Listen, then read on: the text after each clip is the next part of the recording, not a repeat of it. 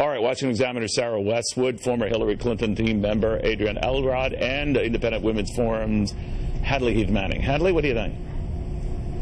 Oh, man, we got to be careful with how the public is perceiving some of this stuff, right? Because we talk a lot about civility and about taking the right tone when it comes to politics, but obviously any threat of violence is inappropriate, and I think people left, right, and center would condemn that. But there are additional forms of protest that researchers at the University of Toronto have found can actually be counterproductive. When you block traffic, when you riot in the street, you can actually decrease support for your social movement.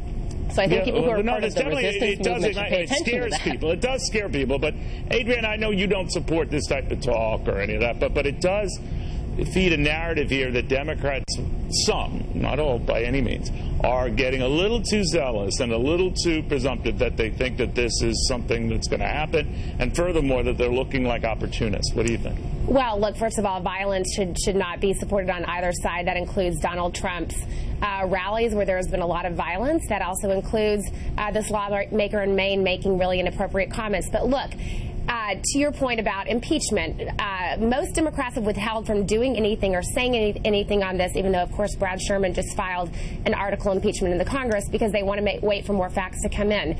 But what we learned this week is perhaps the most startling piece of evidence yet, that there was intent to collude with Russia from the Trump campaign, from Donald Trump Jr.'s meeting with the Russian attorney. And the question that's a big leap to say there was an attempt to collude with Russia, the Russian government, right? Well, you're doing the very thing that a lot of people say you got to hold back on, right? Russian emissaries, and that's exactly why Bob Mueller, his investigation, is going to unveil a lot. Let Babalu and then we'll see, and then we'll see what Congress decides to do with that information. All right, fair. Sarah, what do you think? Well, look, I think Democrats do risk putting themselves in a boy who cried wolf situation with this overwrought criticism to every little thing that comes out of the Trump White House. It really erodes their credibility to criticize the legitimate problems with the Trump administration. That's what you've seen with these Donald Trump Jr. emails. There's no spinning it. This looks bad for the White House, but Democrats have alluded to treason. They've cried impeachment. They've embraced these pop culture images of violence in some cases, or at least failed to denounce them. And so when a legitimately questionable situation arises out of this White House, Democrats, voters are starting to tune out their criticism of Trump. I guess what I thought, and it's odd the timing of this today, when we got news that Congressman Scalise underwent yet another surgery to treat an infection. We're hearing from his family he's doing okay, in fair condition. He keeps going through this stuff. I mean, timing is awkward, and we thought that after that shooting that this sort of stuff would die down a little bit on both sides, and it really hasn't, and I'm worried about that, because when you have people escalating this talk on social media, and I know how that goes, it can easily get out of control again, right?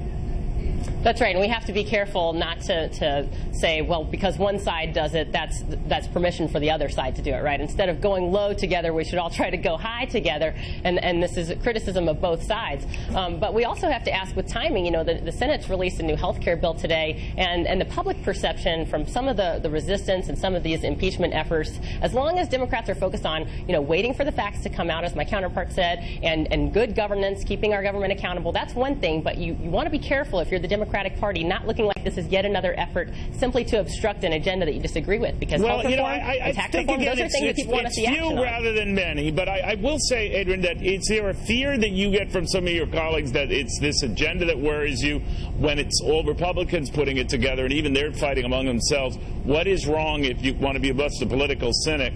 Let these guys implode among themselves. Don't help it.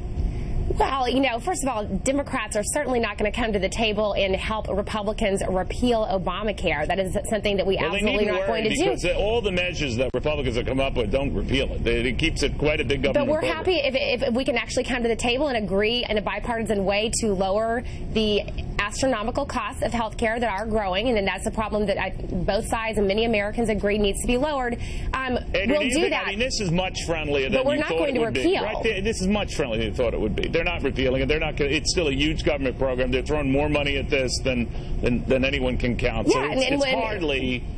You have a perfect opportunity to help, right? Look, again, we will see what actually happens. I mean, they're having struggles just actually bringing this bill to the floor for consideration, which we'll see if Mitch McConnell's able to do that. I certainly never think that Mitch McConnell should be counted out. It's basically a Democratic program light. I do think that Rand Paul got that right. It's kind of Obamacare light. It's not too far from that. Well, again, we'll see how things shake out. I mean, as a woman, I want to see Planned Parenthood protected. I want to see to make sure that women's health does not decline under this bill. You see moderate senators like Susan Collins, Lisa Murkowski, who are 1,000% behind what I just said. But look, we'll see how things shake out. When it comes back to the civil discourse, I think, again, we need to agree that both sides, Democrats and Republicans, certainly are guilty in terms of... They are, but Sarah, you're optimistic that can this pass, or will it just heat up? The more investigations mount and accusations fly back and forth? That certainly doesn't help the bill's chances of passage. Republicans are feeling the pressure from all sides. They're feeling pressure from constituents not to pass a bill that is deeply unpopular. Right. They're feeling pressure, with the White House's misstep. So it certainly puts it in peril. All right. That's